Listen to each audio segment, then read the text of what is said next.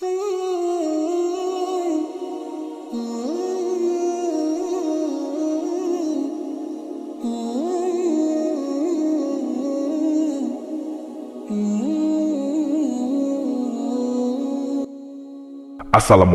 warahmatullahi wabarakatuh, sobat beriman yang dimuliakan Allah. Semoga kita selalu dalam keadaan sehat walafiat. Amin ya Robbal Alamin.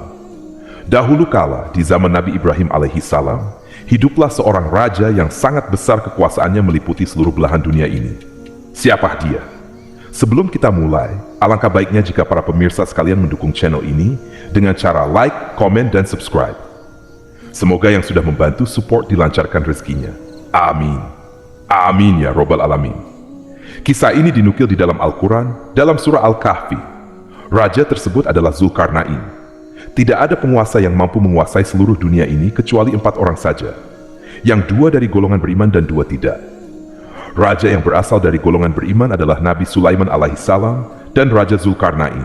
Sedangkan yang tidak beriman adalah Bukhtanasar dan Firaun Namrud. Yang akan kita bahas di sini adalah kisah tentang Zulkarnain, seorang raja saleh yang mengembara hingga ujung timur dan ujung barat dunia ini. Zulkarnain bukanlah sebuah nama, melainkan julukan atau gelar untuk seseorang yang memiliki makna orang yang memiliki 2 tanduk. Namun, 2 tanduk di sini memiliki arti orang yang mampu menaklukkan wilayah timur dan barat karena ia memiliki wilayah kekuasaan yang sangat luas. Sebagai raja, ia dianugerahkan Allah untuk menjadi raja dan penakluk sebagian besar wilayah dunia ini. Allah mempermudah segala sesuatu yang diinginkan Zulkarnain menjadi kenyataan. Segala hal yang ingin dicapai olehnya akan dipermudah oleh Allah untuk mendapatkannya. Seorang raja yang luar biasa, Zulkarnain diberikan kecerdasan dan pasukan yang banyak. Beliau adalah figur seorang raja yang sempurna. Sebagian orang beranggapan beliau adalah Iskandar al-Makduni atau Alexander yang Agung, raja yang mendirikan negara Iskandaria. Namun, persepsi ini dibantah oleh para ulama karena Raja Alexander bukanlah orang beriman. Disebutkan dalam sejarah, Raja Alexander ini memiliki seorang menteri ahli filsafat bernama Aristoteles, yang sebagaimana kita ketahui adalah seorang ateis yang tidak percaya pada agama tertentu. Sedangkan Zulkarnain adalah seorang hamba yang beriman. Jelas antara Zulkarnain dan Raja Alexander adalah orang yang berbeda. Tatkala Zulkarnain sedang berjalan bersama pasukannya menelusuri bumi dan menjelajah daerah kekuasaannya, suatu hari ia dan pasukannya menuju barat, di tempat tenggelamnya matahari. Sampai ketika di suatu tempat, ia mendapati matahari seolah-olah terbenam di laut yang berlumpur hitam. Tempat ini berada di ujung barat belahan bumi ini. Ketika ia tiba di lokasi itu, ia menjumpai suatu kaum. Ternyata kaum tersebut adalah kafir. Kemudian Allah memberikan pilihan kepada Zulkarnain.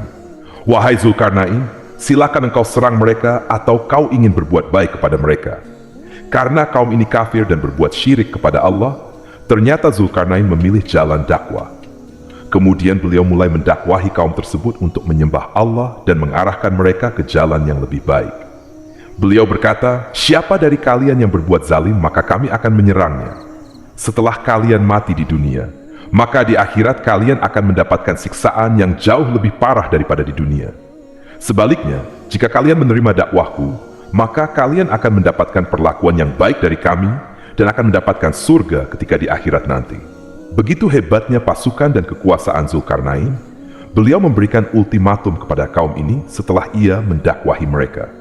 Setelah itu, Zulkarnain dan pasukannya berjalan menuju arah timur, paling ujung dunia ini. Ketika pada suatu hari ia tiba di suatu tempat terbitnya matahari, ia mendapati suatu kaum di sana yang tidak bisa berlindung dari teriknya matahari. Ada 2 pendapat dari ulama tentang tempat ini. Pendapat pertama beranggapan bahwa tempat ini dihuni suatu kaum yang sangat primitif, yang tidak tahu caranya membuat rumah sehingga mereka tidur di bawah terik matahari. Pendapat kedua beranggapan bahwa tempat ini adalah suatu tempat di mana mataharinya pernah terbenam. Kemudian Zulkarnain memberikan peringatan yang sama kepada kaum ini.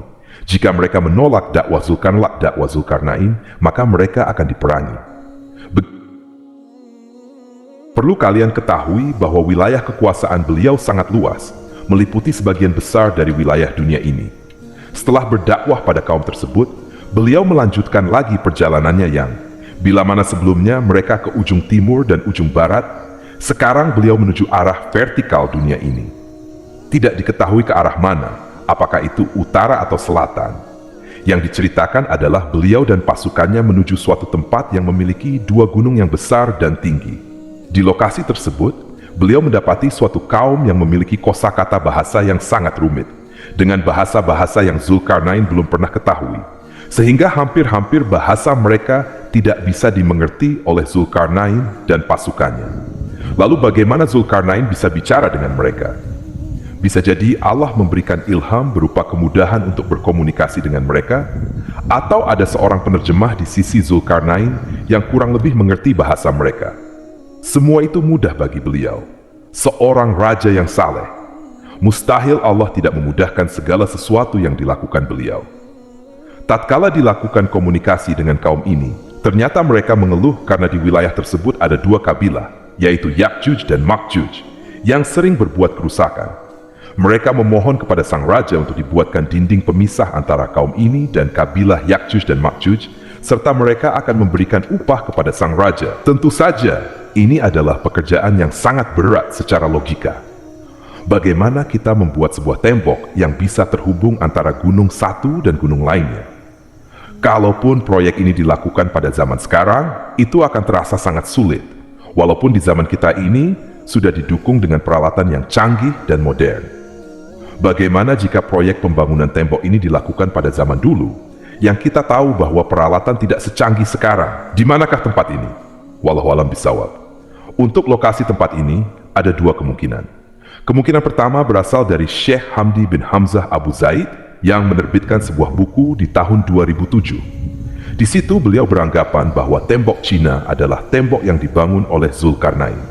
Menurut penelitian Syekh Hamdi, beliau menyimpulkan bahwa kabilah Ya'juj dan Ma'juj adalah bangsa Mongol dari utara yang merusak dan menghancurkan negeri-negeri yang mereka taklukkan.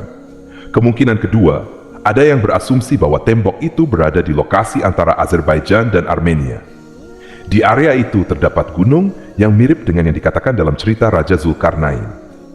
Menurut cerita dari warga setempat, ketika mereka berada di dekat gunung itu, mereka merasakan bulu romanya berdiri, luar biasa. Suatu kondisi badan yang mengalami situasi merinding yang tak jelas asalnya dari mana. Jadi, tak ada seorang warga pun yang berani menjelajah wilayah tersebut. Ketika suatu hari mereka memberanikan diri untuk bersama-sama mengunjungi lokasi itu lebih jauh dekat gunung tersebut, mereka mendengar suara riuh seperti orang yang sedang bekerja, memukul-mukul sesuatu secara beramai-ramai.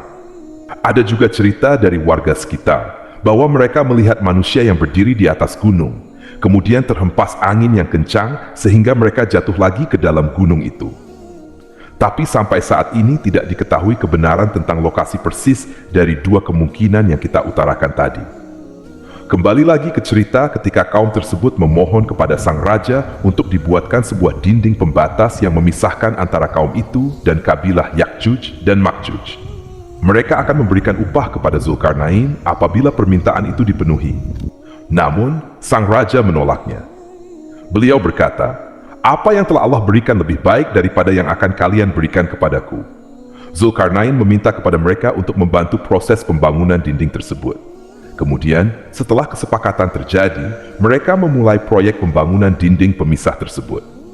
Langkah pertama, sang raja meminta potongan-potongan besi dari kaum tersebut. Lalu beliau memerintahkan untuk menyusun potongan-potongan besi tersebut sehingga menutupi dua gunung itu. Setelah potongan besi itu rata di antara dua buah gunung, maka panaskanlah tumpukan besi itu dengan api. Dan ketika besi itu sudah panas sehingga muncul nyala api, karena saking panasnya besi tersebut, lalu tuangkanlah cairan tembaga di atasnya. Maksudnya di sini adalah mereka menuangkan tembaga cair yang sudah dipanaskan dari atas gunung, sehingga seluruh lapisan besi yang telah dipanaskan tadi tertutupi. Nah, sekarang pertanyaannya adalah, bagaimana bisa orang di zaman dahulu melakukan itu semua? Kalau dipikir secara logika, api sebesar apa yang bisa memanaskan tumpukan besi setinggi gunung? Dan bagaimana caranya menuangkan tembaga panas dari atas gunung? Perlu kita ketahui bahwa untuk menutupi gunung diperlukan tembaga dalam jumlah yang sangat banyak. Dan bagaimana cara mereka membawa cairan tersebut ke atas gunung? Sungguh di luar nalar pikiran manusia, tapi inilah kenyataan yang terjadi pada waktu itu. Bisa kita simpulkan bahwa Zulkarnain memiliki kecerdasan di atas rata-rata manusia pada umumnya karena sudah memiliki teknologi secanggih itu pada zamannya. Bahwasanya jika besi dicampur dengan tembaga akan menjadi material baru yang sangat kuat. Diceritakan di sini bahwa Zulkarnain mencampurkan dua logam yang berbeda sehingga menghasilkan logam yang baru. Sungguh sebuah dinding yang sangat kuat dan luar biasa yang telah mereka bangun. Tapi luar biasanya Zulkarnain tidak membanggakan dirinya sendiri ketika telah menyelesaikan proyek tersebut. Dia tidak ujub sama sekali. Dia bilang, ini rahmat dari Rabbku. Kemudian dia berkata lagi, jika pada suatu hari atas izin Rabbku, dinding ini akan luluh. Maksudnya adalah dinding ini tak akan bertahan selama-lamanya. Suatu hari jika Rabb mengizinkan, dinding ini akan runtuh dan jebol. Di dalam sana, Ya'juj dan Ma'juj setiap harinya berusaha melubangi dinding itu agar bisa keluar. Setiap hari mereka berupaya untuk membongkar dinding yang dibangun Zulkarnain tersebut. Jadi sampai hari ini, di dalam sana mereka beranak-anak pinak, sehingga memiliki keturunan yang sangat banyak jumlahnya. Perlu diketahui, Ya'juj dan Ma'juj adalah manusia sama seperti kita, sama-sama keturunan dari Nabi Adam alaihissalam. Hanya saja mereka memiliki keterbatasan yang tidak sama dengan manusia pada masa itu dan masa sekarang. Dua kabilah ini memiliki perawakan seperti orang Mongolia, dengan bentuk wajah yang bulat, mata yang sipit, dan tubuh yang gemuk. Tatkala pada suatu hari dinding itu akan berhasil mereka lubangi, sehingga keluarlah semua dua kabilah ini dari tabir yang menutupi lokasi itu, seluruh dunia akan dipenuhi oleh Ya'juj dan Ma'juj. Saat itu, mereka akan membunuh apapun yang ada di hadapan mereka, kecuali dari golongan mereka sendiri. Mereka akan membunuh manusia dan hewan yang ada di depan pandangan mereka. Pokoknya, pada saat itu dikisahkan bahwa bumi ini porak-poranda karena ulah mereka. Lalu pertanyaannya adalah, kapan mereka keluar dari tembok besi itu? Mereka akan keluar tak lama setelah Dajjal dibunuh oleh Nabi Isa di gerbang Lut. Hingga pada saat itu, Allah memerintahkan Nabi Isa dan pengikutnya untuk bersembunyi di Bukit Tur untuk menghindari dua kabilah Ya'juj dan Ma'juj ini. Luar biasa memang kekacauan yang ditimbulkan oleh mereka, sehingga Nabi Isa yang sanggup membunuh Dajjal pun tak mampu untuk menghadapi mereka.